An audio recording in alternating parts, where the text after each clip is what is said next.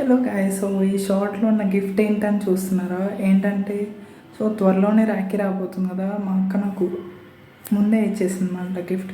So gift నాకు చాలా ఇష్టమైన గిఫ్ట్. చూసేయండి ఒకసారి.